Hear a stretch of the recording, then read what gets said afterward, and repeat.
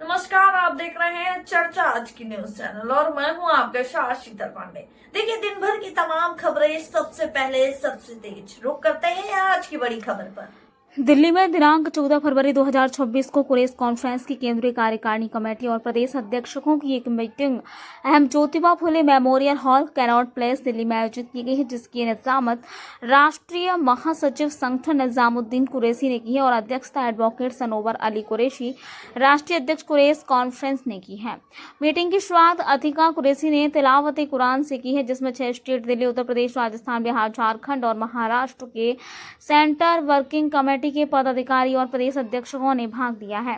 इसमें 4 मुख्य एजेंडे थे। चारों मुख्य एजेंडे पर कमेटी ने बहुत सीरियसली चर्चा की और ये घोषणा की गई है कि कुरैश भवन की तामीर दिसंबर 2027 तक की जाएगी। इस कुरैश भवन कमेटी के अध्यक्ष हाजी अफसर कुरैशी ने बनाया गया है और मुख्य सदस्यों में सुप्रीम कोर्ट के एडवोकेट अब्दुल रशीद कुरैशी, हाजी शहजाद कुरैशी, इंजीनियर असलम कुरैशी और सीए तंजीम कुरैशी को बनाया गया और इसका बजट 20 करोड़ रुपए रखा गया है, जिसमें 200 गज में दिल्ली में एक ऑफिस होगा और 5 बीघा में एनसीआर में एक कुरैश भवन बनाया जाएगा और इसका निर्माण सुनिश्चित किया जाएगा। मीटिंग में 11 बेस्ट सोशल साइंस अवार्ड भी दिए गए हैं।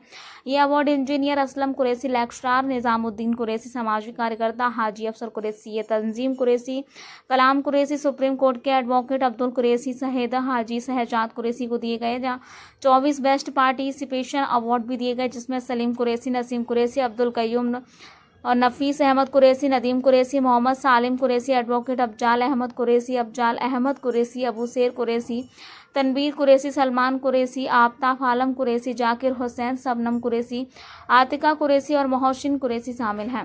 मीटिंग के दौरान तंजीम कुरैशी साहिबा, जो कि आदिल कुरैशी और समा परवीन जी की साहबजादी हैं, उनको नेट एग्जाम क्वालिफाई करने के लिए सम्मानित किया गया। सभी लोगों ने बहुत ही अच्छे विचार रखे हैं।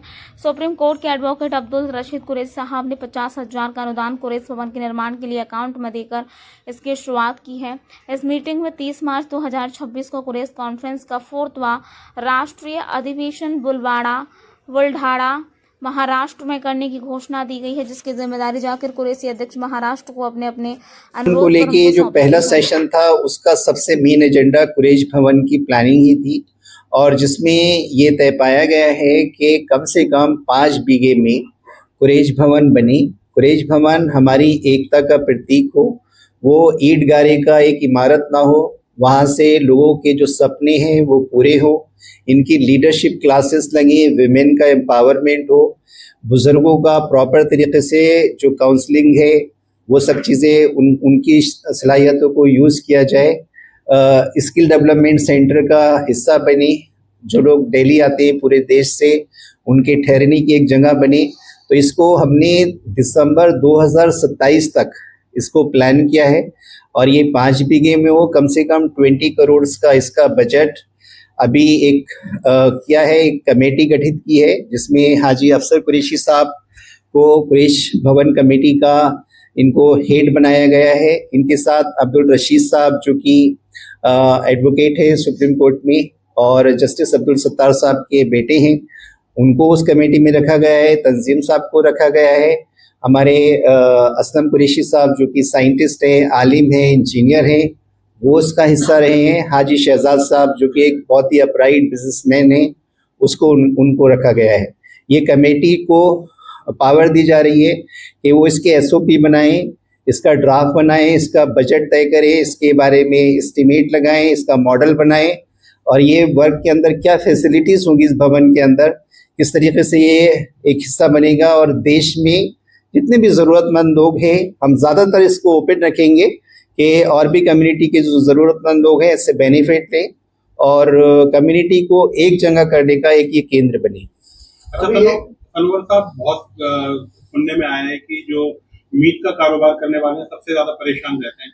क्या ऐसी कोई लीगल टीम है जो आपने बनाई हो जो हर स्टेट के अंदर काम करे, या कुरैश कॉन्फ्रेंस का जो भवन बनेगा ऐसा कोई विचार किया है कि ऐसा कोई विभाग रखा जाएगा वहाँ पर? देखिए, अभी तक जो है सेंट्रल टीम या जो लॉयर हमसे जुड़े हुए हैं अलग अलग पोस्टों में, अलग अलग प्रदेशों में, वो अपनी जिम्मेदारियां निभा रहे हैं, मगर फुल फ्लेश तरीके से आज ये एक वन ऑफ द डिसीजन है कि लीगल कमेटी हर जिले में बनाई जाए, जो कि जिस जिले का जो लीगल इशू आए चाहे वो ट्रांसपोर्टर का, कैटल ट्रेडर का, और जो है जितने भी एनिमल कैटल ट्रेडर्स हैं या मीट शॉप्स ओनर हैं, तो उनके ज़िले में ही उनकी लीगल समस्याओं का हल तलाश किया जाए। तो ये हर ज़िले में प्रदेश अध्यक्ष जी को निवेदन किया जा रहा है उनको कि वो अपने सब ज़िलों में जो है एक लीगल कमेटी ज़रूर इसको फॉर्म करें। जिस प्रकार की वर्तमान सरकार की जो जैसी मंशा है, क्या ये सब संभव है? देखिए, ये सब चीज़ें आपकी तालीम से जुड़ी हुई हैं। हम फ्रीली आते हैं, जाते हैं, हम अपनी इबादत को तरीके से करते हैं, हमें जो आज़ादी है हम उसको कर रहे हैं, और ये हमारी तालीम से जुड़ी हुई बातें हैं। हमें कोई नहीं रोक रहा कि आप लीगल कमेटी बनाएं, हमें कारोबार की कमेटी बनाएं, हमारे तालीम की कमेटी बनाएं। ज़्यादातर हर मज़हब के इंटेलेक्चुअल बुद्धिजीवी ये चाहते हैं कि मुस्लिम भी मॉडर्न एजुकेशन को हासिल करें। मगर बार-बार टारगेट हो जाते हो ना आप लोग, मतलब कुछ ना करते हुए भी, मतलब कि ये समाज जो है मतलब कि टारगेट पे आ जाता है। अभी बहुत सारे मतलब कि यूपी में गुजर खाने बंद कर दिए गए जो लीगल तरीके से चल रहे थे। जब कुछ ऐसे मतलब कि तीज त्योहार ऐसे आते हैं हिंदुओं के, तो उसमें सबसे पहले टारगेट इनको ही किया जाता है, उनकी ही दुकानें बंद हो जाती हैं। देखिए, हमने इसमें जैसे कि महाराष्ट्र में हुआ, जब आप वर्क करेंगे, अपने आप को काबिल बनाएंगे, पॉलिटिकल एम्पावरमेंट करेंगे, ये हर समाज का मसला है, ये सिर्फ मुस्लिम्स का नहीं है। जब आपका प्रतिनिधित्व, आपकी नुमाइंदगी, आपका रिप्रेजेंटेशन अगर गवर्नेंस से ख़त्म होता है तो आप वॉइसलेस होते हैं, और फिर आपके कारोबार पे असर पड़ता है, आप गुलामी की तरफ जाते हैं।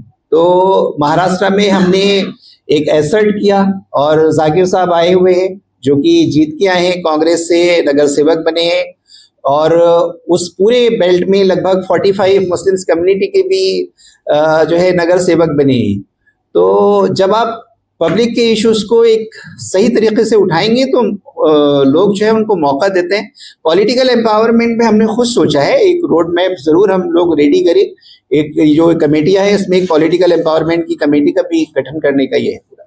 कुरैश कॉन्फ्रेंस के अध्यक्ष होने के नाते समाज में क्या आप संदेश देना चाहेंगे? मैं समाज को ये कहना चाहता हूँ कि देखिए, जस्टिस और पीस एक ये दो आधार हैं कि हमें अपने सारे काम में इसको नहीं छोड़ना है, और समाज को सुधार करने का जो ये रास्ता है ये सबसे मुश्किल रास्ता है। जो लोग इसको चुनते हैं वो समझें कि वो एक बहुत बड़ी जिम्मेदारी लेकर चल रहे हैं। अपने इस काम को बिल्कुल भी आसान ना समझें, और मैं तो सभी से गुजारिश करूंगा कि जो लोग इसमें लगे हैं समाज उनकी मदद करे और इस कारवां का हिस्सा बने। ये बहुत ही कुर्बानियों के बाद, बहुत तड़प के बाद, बहुत लोगों की उड़न के बाद जो है ये सब चीज़ें वजूद में आ रही हैं। तो इसके पीछे एक लंबी खामोशी है, और हमने बहुत कुर्बानियाँ भी दे चुके हैं। तो अब ये है कि जो पढ़े लिखे लोग हैं वो आगे आए, उनका ये दायित्व बनता है कि वो लीडरशिप को संभालें, और जो है एक अच्छा आउटपुट जो है देश को दे, अपनी कौम को दे।